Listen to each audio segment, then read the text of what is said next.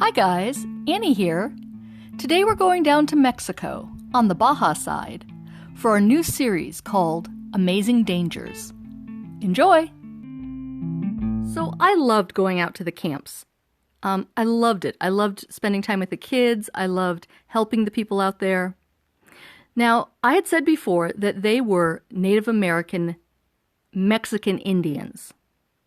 And they really didn't have a whole lot of rights. And so it really depended who they were working for, whether they were treated well or not.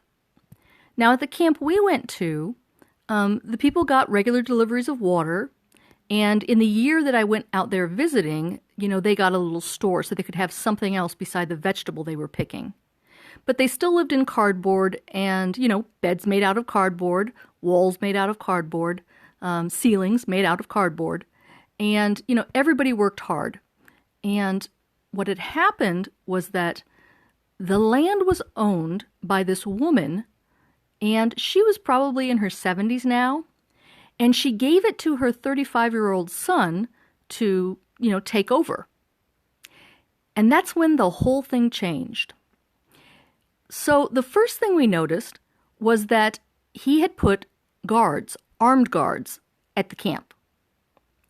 And it wasn't so much to, I'd say, keep his property safe. It was pretty much so that nobody would escape. So when we started coming out on Wednesdays, and, what we always did was, you would put your foot on one piece of barbed wire, and then the men would, help pull the barbed wire up, and we would cross over into the camp, we would visit the people, and we would invite the kids to come out for, the little teaching or, to give stuff away. And we noticed that the guards at first just let us do that.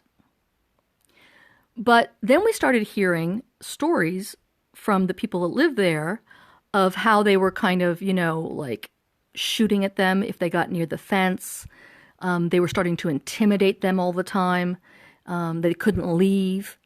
And pretty soon they started intimidating us.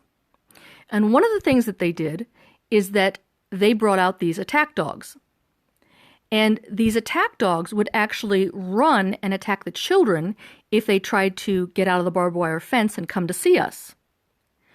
So one day we went and we crossed through the barbed wire and we told the people that were guarding them, we're just going to go visit some families and then we'll be leaving. And I had kind of turned back towards the fence. I don't remember why. Maybe my skirt got stuck.